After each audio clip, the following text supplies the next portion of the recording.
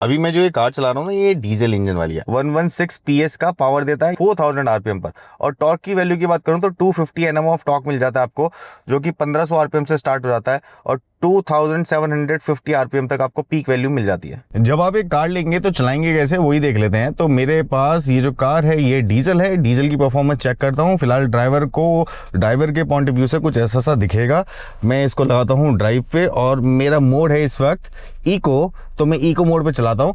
देखो, जो DCT transmission है ये बहुत बड़ी एडवांटेज है अगर आप एक ऑटोमेटिक कार ले रहे हो तो, बिकॉज डीसीटी ट्रांसमिशन एक ऐसी चीज़ है जिसके अंदर गियर डिफाइंड रहती है। इको मोड पे अगर मेरे को इसको भगाना हो तो कैसी भागेगी एक बार देख लेते हैं। स्पीड कंसोल और यहाँ पे आरपीएम गेज रेडी। ये वाह, इको पे भाग रही है यार ये। मतलब इंजन जो है 1.2 लीटर इंजन जो है वो काफ़ी अच्छे से काम दिखा रहा है अपना।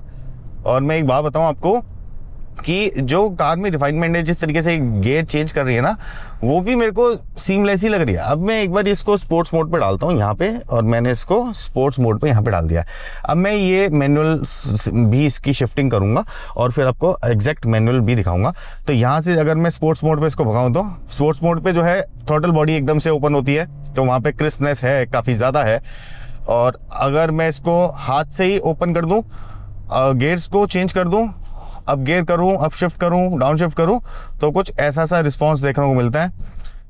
जो जैसे कि अभी ये गड्ढा था तो मुझे ब्रेक करनी थी तो मैंने थर्ड गियर पे किया था, बट मैं थर्ड गियर पे हूँ तो मैं अब इसको भी प्रेस कर रहा हूँ तो यहाँ से ये और नीचे गियर पे जा नहीं रही है। बेसिकली जो गियर शिफ्टिंग है वो है अभी भी कंप्यूटराइज, बस ये जो है पैडल शिफ्टर्स ये आपको फॉर शो या फिर आपको फील देने के लिए दे रखे हैं कि आप किस तरीके से अपनी इस कार को ड्राइव कर सकते हैं। और भी काफ़ी सारे तरीके बनाती है कंपनी, जैसे कि अब ये जो है ड्राइव मोड पे लगी हुई है, स्पोर्ट्स मोड पे मैं इसको ऐसे करके मैनुअल पे कर दूंगा। तो बात वही है कि आप मैनुअल पे इसको ऐसे कर दो या फिर आप इसके पैडल शिफ्टर से इसको कार को आप चलाओ। तो यहाँ से इसको भगा के देखते हैं। और अब ये स्लोप है, चढ़ाई है, तो देखते हैं 3, 2, 1 स्टार्ट। सेकेंड्स काउंट करेंगे एक बारी 100 तक इसके सेकेंड्स काउंट करने हैं मुझे। 0 to 100 कितनी देर में जाती है स्पोर्ट्स पे अगर मैं इसको मैनुअल में भगा रहा हूँ, और वो गियर अपने आप ले रही है। इट मीन्स कि मैंने इसको छोड़ दिया है कि इसके हाई आरपीएम पे जाके गियर चेंज हो जाएगी। तो अब ये स्पोर्ट्स पे आ गई है। तो मतलब इस टाइप की कार जो कि एक फैमिली कार की कैटेगरी के अंदर आएगी, उसके अंदर भी अच्छी खासी पावर जो है कंपनी ने डाल के दे दी है। जो ड्राइविंग जो स्टांस है इसका वो बड़ा सही लगा मुझे। इनफैक्ट कि अब मैं इसका यहाँ पे ना इसको ऑटो पे डाल देते हैं दोबारा से यहाँ से। अब मैं इसका इडास ऑन करूँगा क्योंकि यहाँ पे मुझे वाइट स्ट्रिप मिल गई है, ठीक है। अब मैं इडास ऑन करता हूँ इसका। इडास मैंने ऑन कर दिया, डिस्टेंस मैंने दिखा रखा है वहाँ पे 4, और मैं यहाँ पे इसका लेन असिस्ट भी ऑन कर दूंगा। अभी अपने लेन असिस्ट पे आ गई है, मुझे लेन के अंदर रखिएगा। अब देखो स्टीयरिंग जो है वो टाइट हो गया ना, तो स्टीयरिंग ने अपने आप को पकड़ लिया। अब मैं अगर ये स्टीयरिंग मूव होना शुरू हुआ, अब मैं अगर इसका क्रूज कंट्रोल भी ऑन कर दूँ 35 की स्पीड पे, तो ये अपने आप चलती रहेगी। मुझे कोई ज़रूरत नहीं है, बस अब मैंने छोड़ दिया है। कोई अच्छा सा हाईवे है मेरे पास में जहाँ पे मुझे इस कार को ऐसे स्पेसिफिक एक स्पीड पे चलाना है, लेन के अंदर चलाना है, तो सेफ्टी के पॉइंट ऑफ व्यू से देखा जाए तो काफ़ी सही चीज़ लगती है। देखो वो लेन से बाहर गई थी अभी, ये सोचते हुए कि ये जो बदरपुर पड़ा हुआ ये लेन है, लेकिन हंडे का जो सिस्टम है इडास बनाने का वो इतना सही है कि इसने अपने आप ही मेजर कर लिया कि भाई वो लेन नहीं थे, मेरे को वापस लेन में आना है। ये चीज़ जो है बहुत ही कम दिखती है, लेकिन अभी दिख गई है, तो मैं आपको दिखा रहा हूँ। अभी कह रहा है कि अपने जो हैंड्स हैं वो स्टीयरिंग पे रखो, क्योंकि आगे जो है वो इसको लेन जो है डिटेक्ट नहीं हो पानी है बिकॉज ऑफ जो गंदगी पड़ी हुई है यहाँ पे, और आगे जो है एक मोड़ भी है। और ये जो आप देख रहे हो यहाँ से ये जो हिस्सा है यहाँ पे लेन भी नहीं है। तो एडास जो है ना बहुत सारी चीज़ें अच्छा कर भी सकता है और बहुत सारी चीज़ें बिगाड़ भी सकता है। अब मैं एक बार ये इसका फ्रंट कोलिजन चेक करता हूँ। अब मान लीजिए कि मैं जा रहा हूँ, मैं ब्रेक पे पैर रखूँगा, ये ट्रक है मेरे आगे, अब ये स्टैटिक पोजीशन में खड़ा हुआ है, मैं ब्रेक पे पैर रखा है, मैंने नई ब्रेक लगी तो लगा लूँगा, लेकिन मैंने ब्रेक नहीं लगाई है। देखो ब्रेक अपने आप लग रही है, देखो मैंने ब्रेक नहीं छोड़ रखी।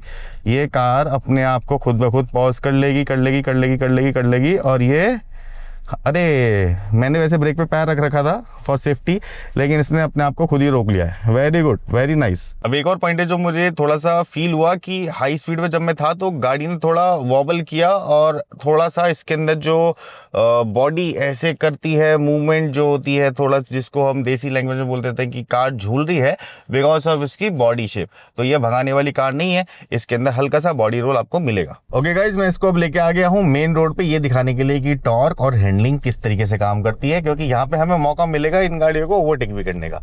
तो ये जो 250 एनएम ऑफ टॉर्क है ना, ये 1500 आरपीएम से मिल जा रहा है। इस वजह से ये देखना, ये मैंने थ्रॉटल दिया और ये ऐसे करके मैं निकल गया, अगर आपको निकलना है तो। बट मैं एक बात बताता हूँ कि कोई भी ऑटोमेटिक ट्रांसमिशन हो, चाहे वो डीसीटी हो, चाहे वो सीवीटी हो, कोई सा भी हो, अलग अलग टेक्नोलॉजी है। एक वीडियो चाहोगे तो इस पर भी ट्रांसमिशन क्या होते हैं इस पर भी बना दूंगा। बट इनमें ना क्या है कि एक ना हूँ का होता है साउंड, वो इसमें भी है। अब जैसे मैं ब्रेक करूँगा और मैं यहाँ से हल्का सा थ्रॉटल दूंगा, देखना हल्का से ही ज़्यादा थ्रॉटल दोगे तो हूँ, फिर गाड़ी आगे बढ़ती है।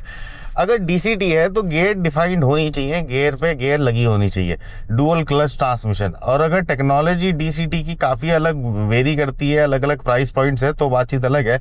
बट यहाँ पे हमारे पास जो है अब ये वेन्यू ये अपना जोर दिखाने के लिए तैयार है। और यहाँ पे साइकिलिस्ट की जो है रैली हो रही है आज, जो साइकिल चला रहे हैं लोग। बट हैंडलिंग के मामले में मेरे को ये कार सही लगी। ये देखो, ये सामने ये खड़ा है वीएलसी, इसको काटा मैंने ऐसे करके, ऐसे किया। बॉडी रोल है, हल्का सा बॉडी रोल है, आप समझ लीजिए जैसे वैगनार होती है। अब ये जब वैगनार है तो इसमें आप अगर ऐसे ऐसे करके इसको करेंगे तो इसमें हल्का सा बॉडी रोल आएगा। क्या होता है, जितनी कार ज़मीन से ऊपर होती है उसमें ज़्यादा बॉडी रोल देखने को मिलता है, बिकॉज ऑफ यह सेंटर ऑफ ग्रेविटी तो ऊपर चली गई ना कार के।